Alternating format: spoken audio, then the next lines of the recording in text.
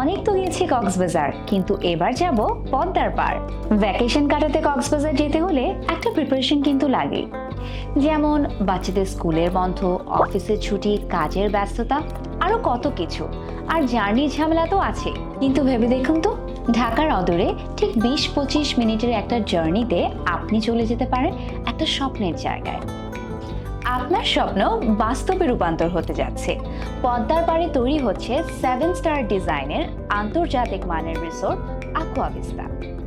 পদ্মা সেতু সংলগ্ন এই রিসোর্টের 3 দিকে ঢেউয়ের কনতালি আর এক অনন্য প্রাকৃতিক সৌন্দর্য। ও সরি, আরেকটা কথা বলতে তো ভুলেই গিয়েছিলাম। এখন চলছে ভিআইপি ওনারশিপ ক্রয়ের সুবর্ণ সুযোগ। 10টি রুম ক্রয় করে মালিক হয়ে যান 11টি।